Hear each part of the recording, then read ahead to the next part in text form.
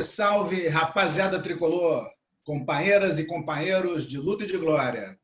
Esse aqui é o canal Jovens Cronistas. Nós somos o coletivo Camisa 11, sempre aberto pela esquerda. Estamos começando mais uma edição do Espaço Camisa 11, uma tribuna de debates sobre futebol, política e cultura. Hoje, o programa será absolutamente tricolor. Será dedicado exclusivamente às histórias do nosso Fluminense. Como sempre, a querida Mariana Mendes pilotando ali a produção do programa. Cezinha Lima e eu, Marco Porto, vamos bater bola com uma personalidade do nosso tricolor, o querido Sandro Lima, o Sandrão, como a torcida do Fluminense o conhece. Cezinha, hoje, altíssimo nível, né? Não só pela estatura do nosso Sandrão, mas pelo currículo dele de serviços prestados ao Fluminense. 2,3 metros, e grande amigo, grande parceiro, com uma história bonita e exitosa, vitoriosa no Fluminense. Sandrão foi jogador de basquete do nosso Fluminense. Camisa 11. Camisa 11. Posteriormente, Sandrão foi vice-presidente de esportes olímpicos e, mais tarde, vice-presidente de futebol. Foi campeão carioca e tetracampeão brasileiro como vice-presidente de futebol do Fluminense.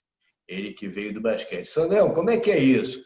Você foi jogador de basquete, você foi vice-presidente de esporte olímpico e assumiu o futebol do Fluminense com uma equipe que tinha astros, não era fácil liderar e administrar isso, e você foi tremendamente exitoso, vitorioso, com campeonatos memoráveis.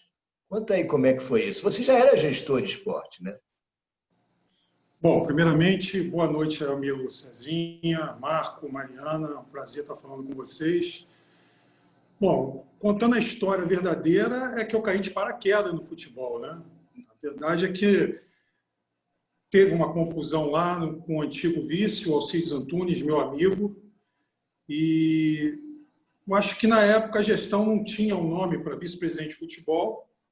Pensaram em mim pela minha proximidade com o Dr. Celso Barros, que é o atual vice-presidente geral do Fluminense e, na época, o presidente da patrocinadora, e me colocaram lá, como se fosse um tampão, possivelmente por um tempo, para ficar tranquilo e depois mudar. Só que deu certo, né? Deu certo. Deu muito certo, né? Deu muito certo. Mas não foi fácil. Eu realmente caí de paraquedas. O meu esporte, apesar de ser coletivo, mas sempre foi o basquete. E quando você entra num vestiário que é muito maior, basquete são 12 jogadores, comissão técnica mais curta. Quando você entra no futebol, realmente é muita gente.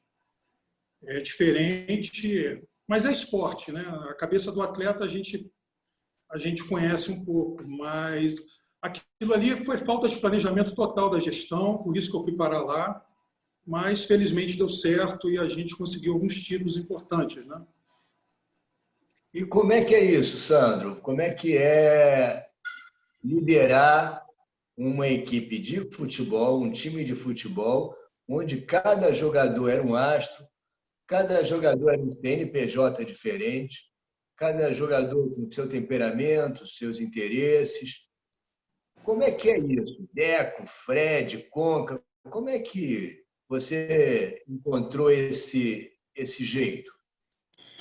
Cezinha, quando eu cheguei, primeiro eu fiz uma reunião com o staff todo, que era do futebol, e chamei cada jogador, um por um, conversei com todos, em particular. Eu tinha lá 20 minutos com cada um por dia, para falar o que eu ia fazer ali, qual era o planejamento, o que a gente estava pensando em fazer. E foi assim que eu entrei, conversando com todos. Agora, é óbvio que ali são 11 só que entram em campo e tem os outros 20 que não entram, né? que é diferente do basquete, que tem aquela rotação. Então, assim, você tem que administrar justamente esses atletas que não entram em campo, que acham que podem estar em campo, e é uma função do treinador, mas você tem que estar ali administrando tudo isso. E no dia a dia, o dia a dia a gente conseguiu, eu lembro, nessa época aí, montar uma união muito forte, muito com a ajuda do Abel. A gente criou um clima muito bacana naquele ano, né? Eu entrei em 2010 e a gente entrei, na verdade, em 2011, maio de 2011, e a gente tinha sido campeão brasileiro em 2010, né? Então, assim, era uma equipe vitoriosa, era uma equipe que precisava de ajuste, e começou uma gestão nova, com alguma confusão, o Muricy indo embora, o vice-presidente na época indo embora, e foi só o tempo também, né, de ajustar isso, e tocamos o barco, e foi exitoso mesmo, né? Foi trabalhoso, mas muito exitoso. O Abel também é... Oi, Marcos, diga. Não, eu só ia perguntar como ele descreveu a forma como ele chegou, né, inesperada para ele, o trilho dele era outro, e em função de um desajuste político, né? O vice-presidente de até então saiu. Queria perguntar para ele como foi desempenhar um pouco esse papel de palha entre os cristais, né? De ajudar no relacionamento, evitar atritos, e tudo isso em prol do desempenho do futebol. A gente não adianta negar que sempre houve atrito, né, entre o presidente da Unimed com o Peter desde o começo. E eu ficava ali no meio, pensando só no Fluminense, né? Muita gente fala até que eu trabalhei para a Unimed, mas se você for olhar bem, eu trabalhei muito para o Fluminense. Só para te dar um exemplo, a folha do Fluminense, com aquele time, eu me lembro até hoje, eu tenho os números aqui ainda, mas faz tempo que eu não olho, a folha para o Fluminense, com os encargos todos, não chegava a 2 milhões. Não chegavam a 2 milhões. Sendo que quando eu cheguei, a gente já perdeu o Conca, né? E teve a contratação do Martinúcio. Só o Martinúcio levava uns 600, 700 mil dessa folha, que era 1 milhão 950, 1 milhão 960. Então, assim, a folha do Fluminense, quer dizer, que o Fluminense tinha responsabilidade, era assim, muito pequena em relação ao valor do elenco, né? E isso dava uma tranquilidade para o clube, né, para poder fazer as coisas que tinham que serem feitas. E depois, quando começa... A verdade é o seguinte, no futebol, quando tem a vitória, tudo se acalma, né? E a gente passou, lembro que em 2011, um primeiro turno muito instável, e quando a gente começa o segundo turno, a gente começa uma arrancada assim, muito grande. E ali a gente tranquilizou e a gente chegou até a brigar pelo título. Eu costumo dizer, se a gente não perde 6 pontos para o Bahia, 6 pontos para o América Mineiro em 2011, a gente possivelmente seria tricampeão direto, aí, como o São Paulo foi, né? E isso foi uma pena. Uma outra coisa que eu também lamento naquele ano foi a gente ter perdido o Sheik, né? Que se você pega a história, a gente perde um jogador e a gente deixa esse jogador ir para o Corinthians praticamente de graça, e esse jogador é decisivo no ano seguinte, de 2012, para o Corinthians na Libertadores. Aí você imagina... Como é que foi esse episódio, Sandrão? Esclarece para a gente. Esse episódio, eu não estava ainda, mas eu estava na Argentina no dia que aconteceu isso. Teve essa confusão lá no ônibus, né? E quando aconteceu, o Sheik já estava fora. Quando eu cheguei, ele já estava fora. Então, assim, eu não sei falar muito detalhes, mas é o... Você ainda não estava como vice-presidente quando teve o atrito com o Sheik, não, né? Não era, ainda não era o vice-presidente, não. Já tinha recebido o convite, eu viajei para esse jogo para a Argentina para acompanhar, para ver como é que estava o clima. E aí acontece isso. Eu falei, opa, olha onde eu vou entrar, né? Mas eu acho que daria para ter resolvido isso de uma forma diferente, né? Mas, enfim, a história está aí. Ele foi para o Corinthians, ele acabou sendo campeão lá e a gente perdeu ele, e reforçamos um adversário direto, né? Que acabou sendo campeão em 2012 lá da Libertadores. Você negociou com o Abel também, você conseguiu convencer o Abel a voltar para o Fluminense. Você estava nessa negociação com o Abel, né? Não, na verdade, não foi eu, né? Eu ainda não estava, alguns treinadores começaram a negar o Fluminense, dizendo que o ambiente estava muito ruim, essas Isso. coisas todas. Veio o Anderson, que estava agora há pouco dirigindo o Cruzeiro. O Abel pediu 3 meses, não é isso, para voltar? Isso, na verdade, o Celso falou direto com o Abel, né? E o Celso, com medo do Abel não querer, o que o Celso fez espertamente? Falou assim, Sandro, vai até a Abu Dhabi, onde o Abel estava, vai até lá, que eu não posso ir agora, e já firma com o Abel, porque eu sei que depois que o Abel dá a palavra, ele não volta mais atrás. E realmente, a gente tinha tido 4 negativas de treinadores, né? E aí eu fui, lá eu comecei a fazer minha relação com o Abel, eu conhecia de 2005, mas, né, só de cumprimentos e muito rápidos.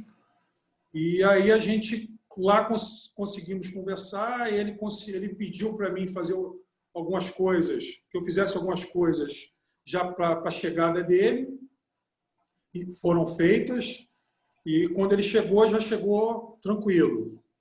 E aí teve a questão estável do primeiro turno, né? E tem um bastidor até interessante em 2011, não sei se isso vazou, pelo menos é a primeira vez que eu vou contar assim no canal, que teve um jogo contra o Botafogo, eu acho que nós perdemos o jogo, e meio que chegou à conclusão que ia mandar o Abel embora. Assim, eu estava ali 2 meses também e o Abel 2 meses. Como é que a gente vai mandar um treinador embora? Tentamos 4 treinadores, nenhum quis vir.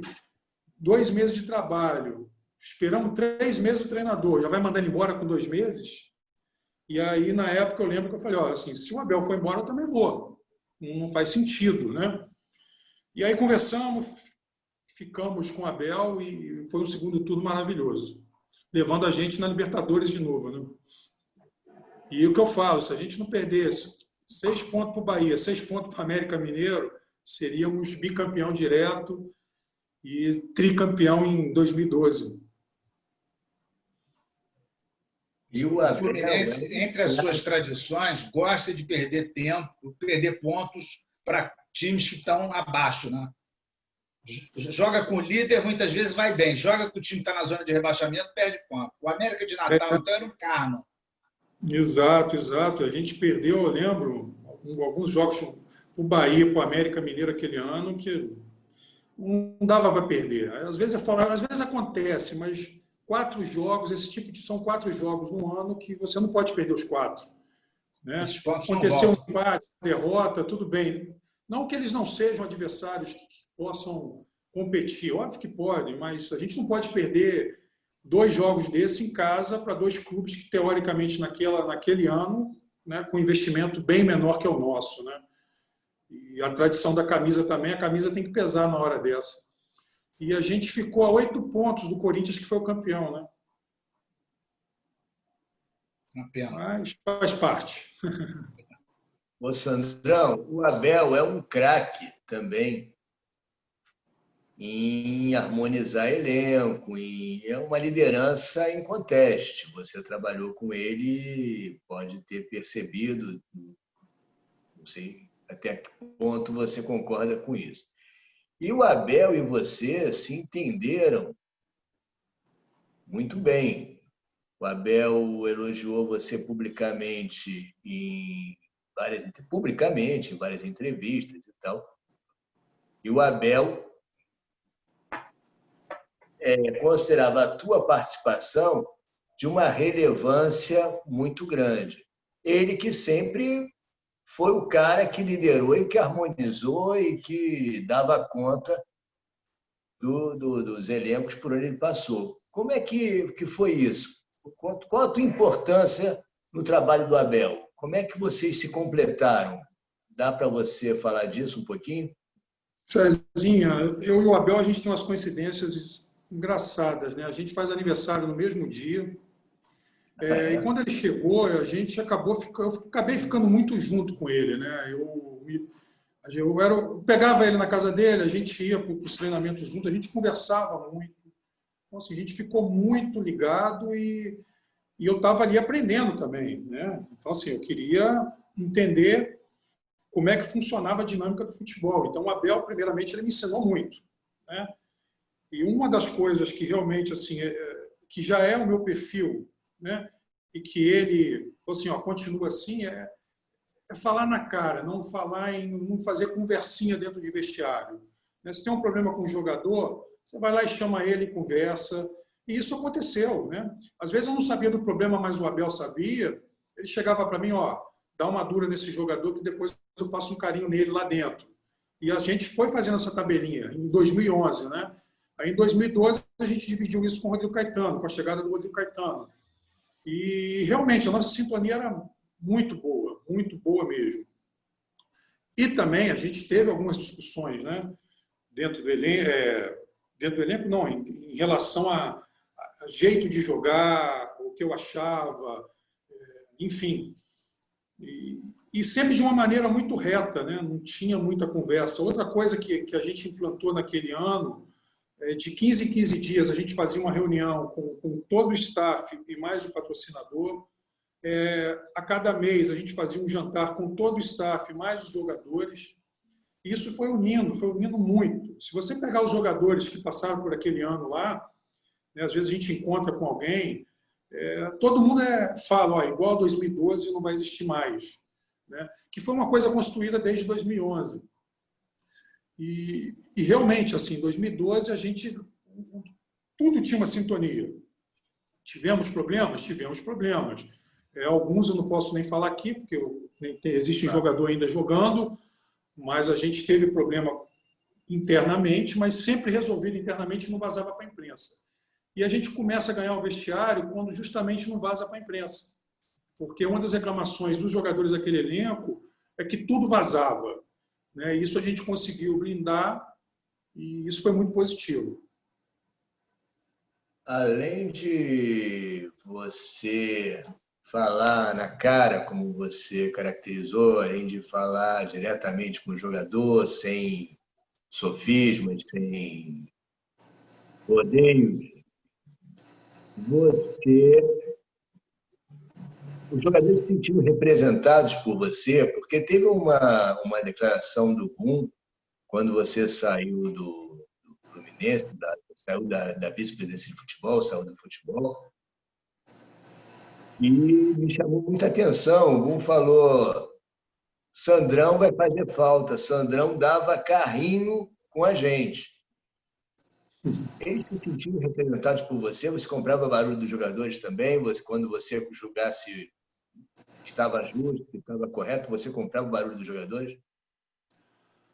Cezinha, comprar assim, eu participava muito no dia a dia, né? Eu não tinha contato com o jogador fora do clube. Né? É óbvio que eu tenho algumas amizades com alguns jogadores daquele elenco, mas que foram coisas naturais, né? Fiquei amigo do Deco, eu tenho um carinho muito especial pelo Carlinhos.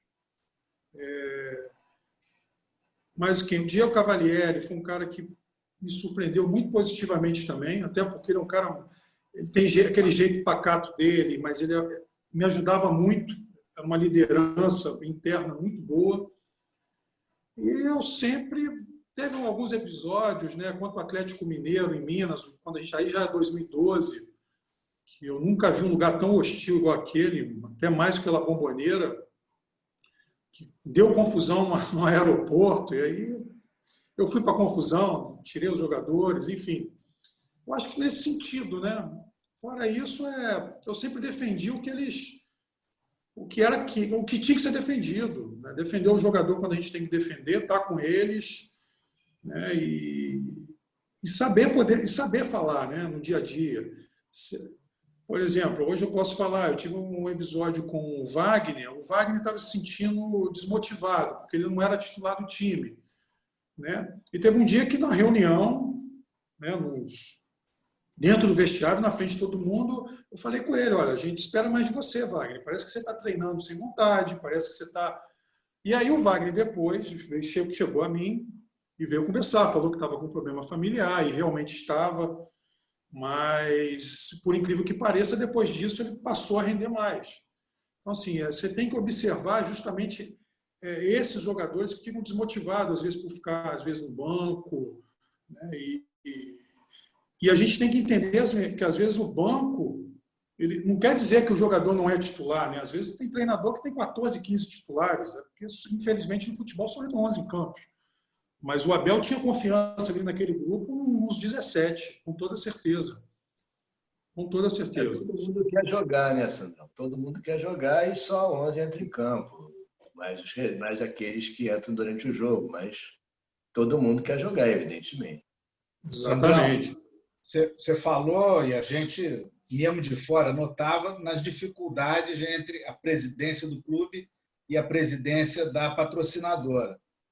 E isso você, indo até onde você puder ir, isso você atribui principalmente a quê? A visões diferentes em relação ao clube, em relação ao futebol do clube, a temperamento, choque de egos. A que você atribui principalmente essas dificuldades?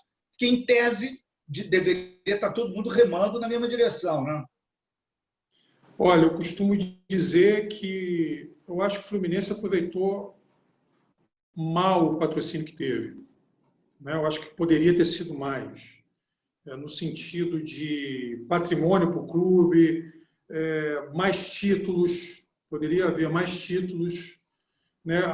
Por exemplo, a Libertadores estava ficando madura para a gente, que é um título desejado por todo mundo.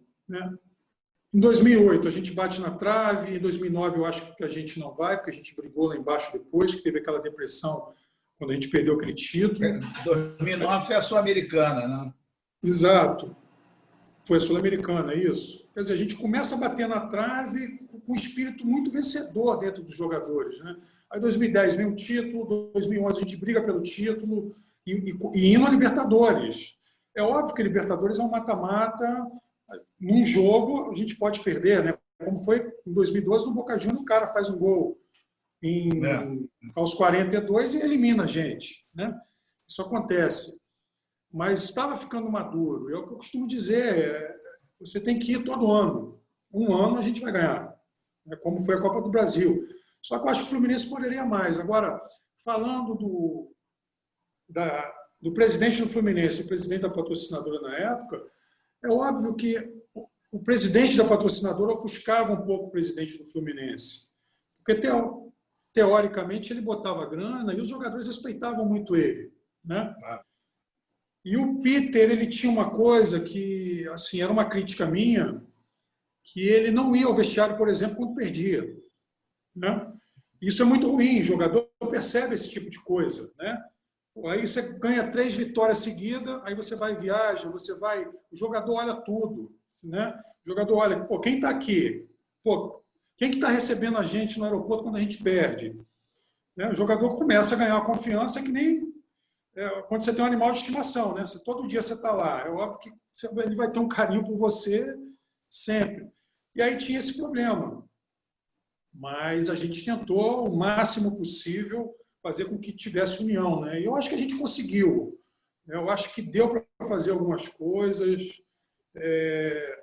Volto a falar, eu acho que o Fluminense usou muito mal o patrocinador. O patrocinador, já converso com o Celso hoje é meu amigo em particular. Ele sabe que ele também teve equívocos, né? Eu, por exemplo, tenho uma crítica. Eu acho que aquele time de 2012 poderia jogar mais, poderia render mais. Isso era, às vezes, um atrito que eu tinha com o Abel. Mas a gente ganhava ali no sufoco, né? O Diego Cavalieri fazendo um campeonato maravilhoso, o Wellington Ney iluminado e o Fred fazendo os gols, né? Mas eu achava que aquele time podia mais, podia exibir um futebol melhor. E às vezes a gente segurava, né, para ganhar no final, achava uma bola. Vocês sabem como é que foi 2012, né? Não preciso Sandrão, falar. Você hoje não vive o dia a dia do clube do lado de dentro, né? Como torcedor, como nós, claro que você acompanha. Então, eu queria usar um pouco da tua experiência para saber a tua opinião. A atual gestão optou por não ter vice-presidência de futebol. Ela seria exercida pelo vice-presidente geral.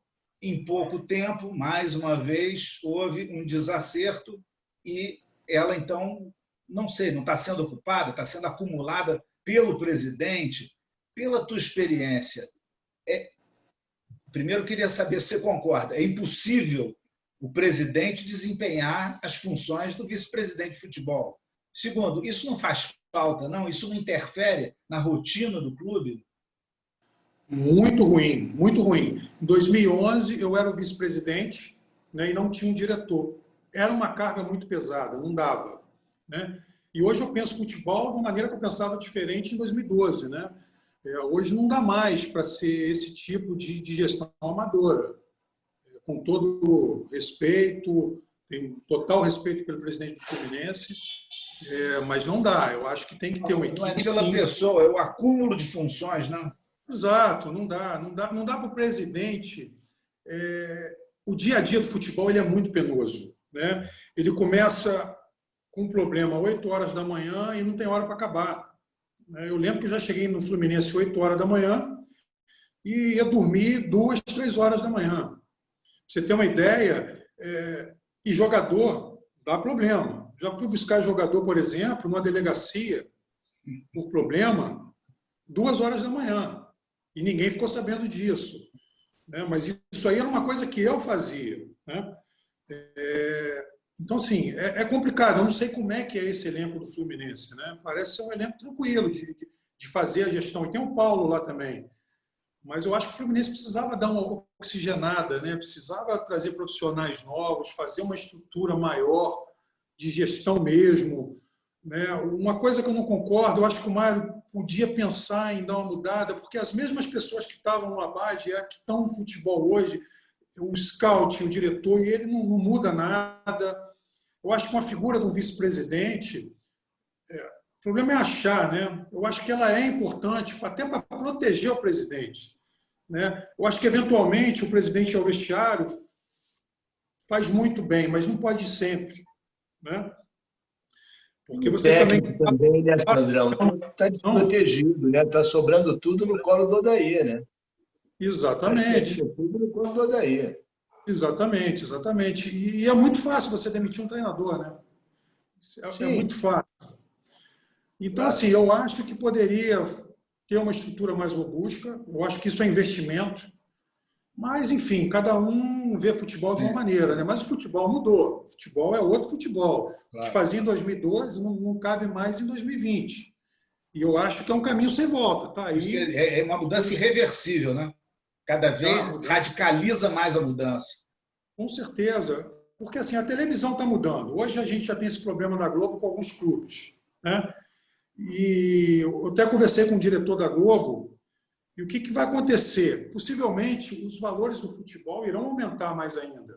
Né? Por quê? Porque hoje a TV aberta cada vez mais perde audiência. Né? Hoje cada um faz o seu consumo de notícias da maneira que quer. Ou é rede social, ou é o YouTube, cada um, enfim.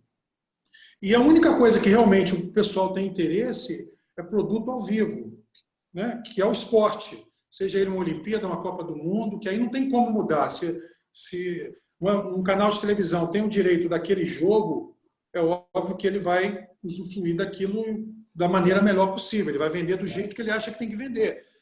Então, o Fluminense não pode perder esse bonde de fazer boas negociações.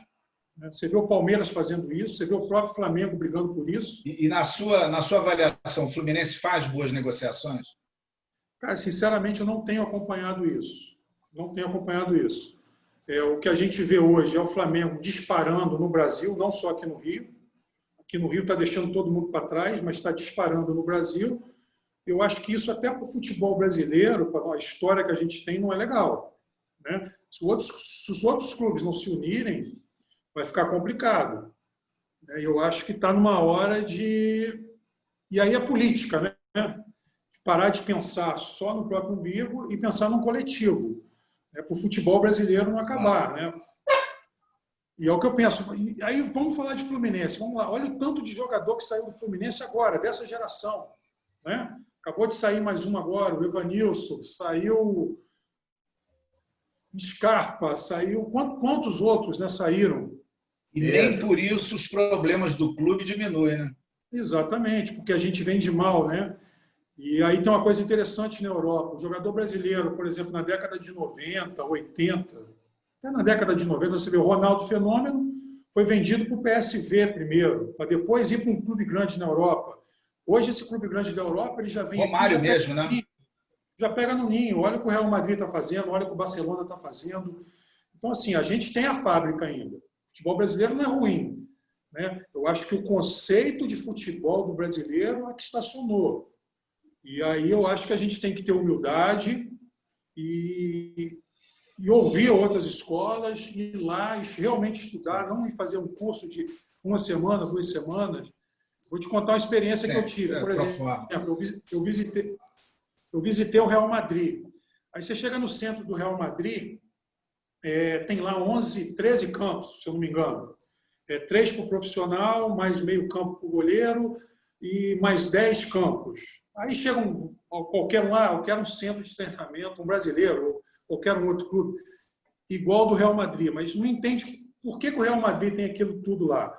A base do Real Madrid, toda a base, seja o sub-12, sub-15, sub-17, toda a base, eles treinam das 16 às 20 horas. Por quê? Porque lá é obrigado o atleta a estudar. Então, assim, de 8 às 4 horas, às 15 horas, os atletas estão na escola, que é diferente aqui no Brasil. A gente sabe como é que funciona aqui, né?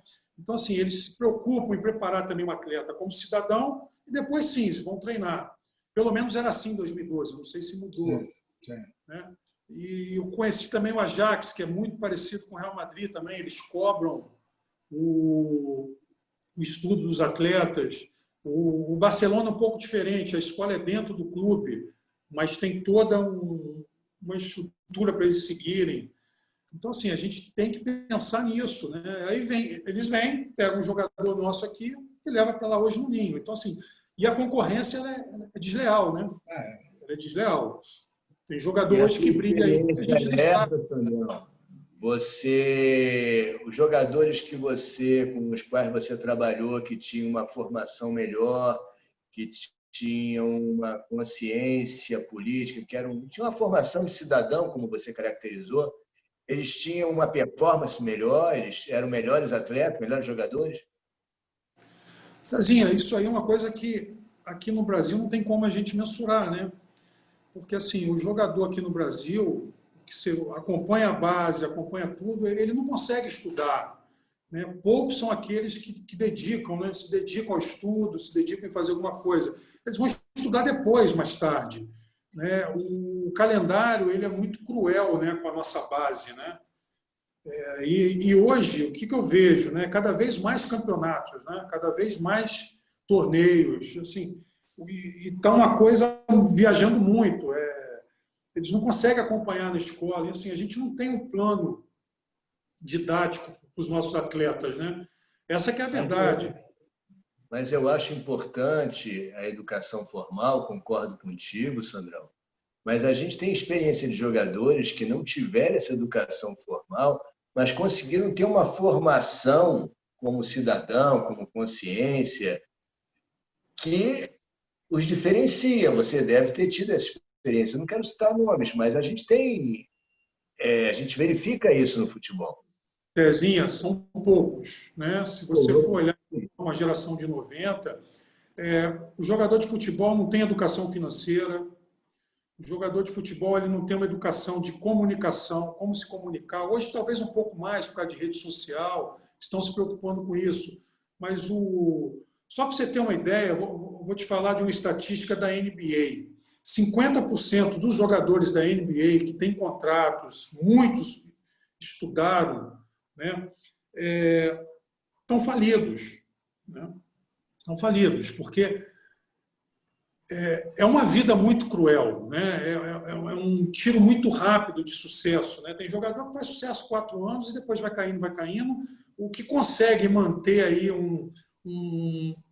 uma carreira de 10, 12 anos em performance em alto nível são poucos. Né? Hoje no Brasil tem jogador aí que tem carreira de 10, mas estão vivendo de nome. Teoricamente não tem como mais acompanhar o esporte do jeito que ele necessita hoje. Né? É uma coisa para a gente se pensar, mas... de atletas da NBA, ex-atletas da NBA, que hoje vivem com dificuldades financeiras E me chamou a atenção porque grande parte deles se envolveu com droga, com álcool, etc. E outra grande parte foi ludibriado por amigos, por pessoas próximas, etc. E alguns deles disseram exatamente isso que você estava chamando a atenção. Eu achava que eu ia ganhar o que eu estava ganhando a vida toda, até morrer. Cezinha, eu tenho a história de um jogador, que aí eu não vou mensurar o nome, falar o nome dele aqui, mas um belo dia chega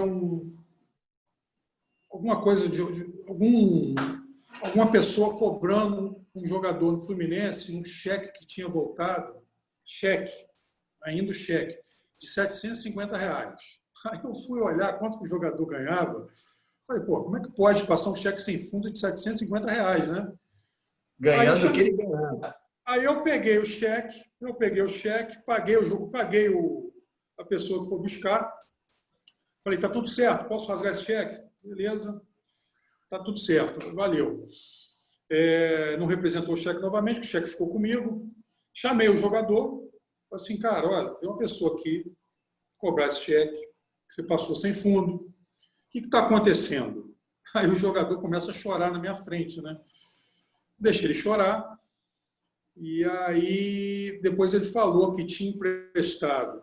Foi a quantia que ele me falou, tá? R$ 6 milhões para o sogro fazer uma igreja numa cidade. Falei, como é que pode dar 6 milhões para o sogro, né, fazer uma igreja? Um cheque de R$ 750. Sem Aí estava em busca de um milagre, né? Aí você vai entender por que às vezes, um jogador desse perde tudo, né? Ele não carrega só ele realmente vira um CNPJ, né? Ah, sim, Ele vira um CNPJ. E essas são as histórias tristes, né? Você vê que é ruim isso, é triste. Uma pessoa que performou, que o talento que Deus deu a ele fez com que ele ganhasse dinheiro, mas, de repente, alguns aproveitadores, enfim. Não são todos, mas, enfim, hoje eu vejo muitos jogadores aí terminando a vida de uma maneira indigna. Isso é preocupante, a gente não valorizar, por exemplo, os nossos ídolos, né? Verdade. Isso é muito ruim. Sandrão, considerando que a gente está esgotando aqui o nosso tempo, vamos falar de amenidade. Conta aquela história da viagem de volta, depois do jogo com o Palmeiras, tetracampeão, Fluminense tetracampeão, jogadores e você tetracampeões. Aquela viagem de volta, como é que foi aquilo? Muita comemoração, Sandrão? Cezinha, essa daí eu tenho... Essa daí aquela ali estava todo mundo legal, né, cara? O que aconteceu naquele jogo? Bom, a gente sabia que poderíamos ser campeão lá, né? Mas também sabíamos que não poderíamos ser campeões. E a gente foi para o jogo, né? A gente vai ganhar nosso jogo, se o nosso adversário, que é o Atlético Mineiro, ganhar do Vasco, ainda tem campeonato. E a gente se preparou para isso. A gente atrasou um pouquinho no vestiário, a gente queria saber qual era o resultado de São Januário. Enfim, a gente foi campeão, né? O que eu fiz? Eu separei cheguei para o segurança do Fluminense e falei, olha, vamos comemorar, né? A gente tem que comemorar. Jogamos Gatorade tudo fora, colocamos cerveja, e eu não tenho vergonha de falar isso, porque foi depois de um título, e isso acontece em todas as ligas do mundo, né? Você vê na Alemanha, você vê na NBA, você vê na NFL, enfim, era uma comemoração, porque foi um ano muito duro.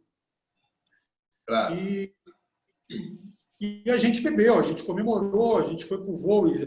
Tinha poucos torcedores lá, porque teve problema com o voo, mas a gente fez a festa com uns poucos que estavam lá até chegar no aeroporto. A gente tinha fretado um avião, alguns jornalistas estavam nesse voo, e voltamos, né? E quando chegou a hora de descer no Galeão, e a gente está vendo que já estamos no Rio, por que não desce? Por que não desce? E está todo mundo feliz no voo, né? Aí a gente começa a ver uma movimentação esquisita dentro do avião, né? Até aí eu já estava também feliz pra caramba, e até que eu vejo uma comissária pegar o microfone dela lá e falar, todos sentados, que nós temos um problema para resolver. Qual era o problema? O problema era que o trem de pouso dessa aeronave ele não iluminava, ele não dava luz de alerta para o piloto. Então, ele achava que estava com algum problema mecânico, o trem de pouso não descia. E como estava de noite, não dava para ver, né? Ele estava voando baixo, depois ele subia para ver se alguém viu o trem de pouso descer. E aí ele não quis arriscar e a gente teve que queimar todo o combustível lá em cima. Eu até brinquei, falei assim, pô, dá uma volta em Laranjeiras para a gente ver como é que está lá, né? E começou a dar a volta para jogar combustível fora. Foi jogando, foi jogando, foi jogando, e a gente meia hora lá em cima, 40 minutos lá em cima, até que chegou a hora de descer. E pela primeira vez eu nunca vi aquela luz de emergência que fica no piso do avião acender. Ele acendeu. Ali eu fiquei com medo, Cezinha e Marco. E todo mundo com medo. O Abel é uma pessoa muito religiosa. O Abel do meu lado. Pegou lá os 4 santos dele rezando. O Rodrigo Caetano do meu lado lá com a santa dele. Eu falei assim, meu Deus do céu, eu sem santo nenhum, né? Eu sem santo nenhum. Você está de vantagem. No grupo ali, só quem fazia milagre era o Cavalieri, né?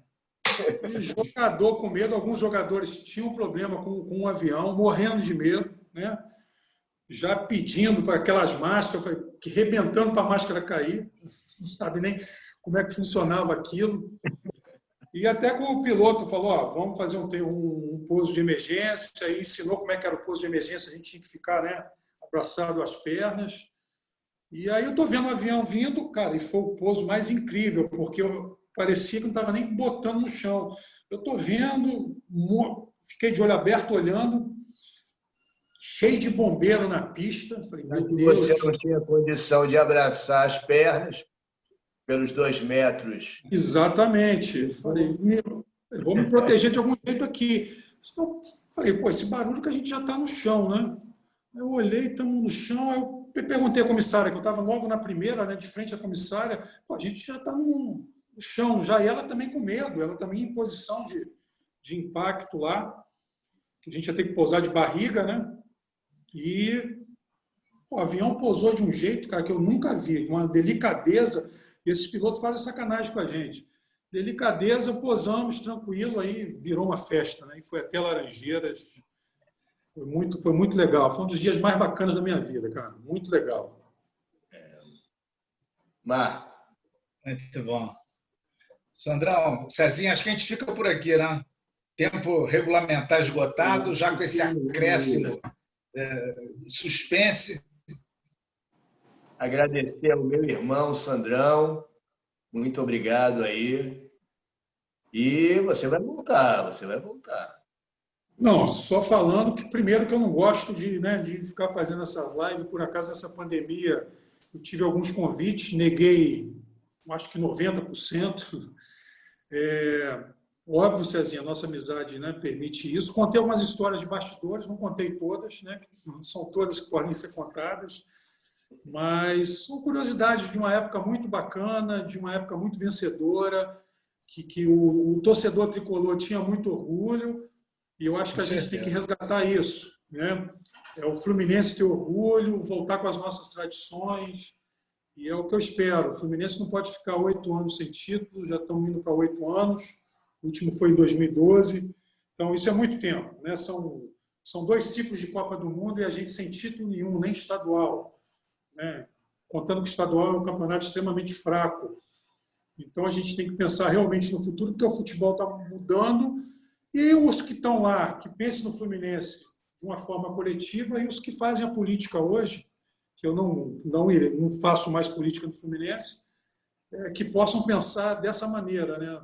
Uma maneira coletiva, de uma maneira que o futebol se modernizou. A gente tem que pensar nisso. Hoje a gente precisa de pessoas técnicas, capacitadas, e fazer com que o Fluminense não saia da linha de frente do futebol brasileiro. E, no mais, muito obrigado. Um prazer falar com vocês. A gente que agradece muito. Muito obrigado, Sandrão. Saudações tricolores. Saudações, meus amigos. Cezinha, um grande abraço.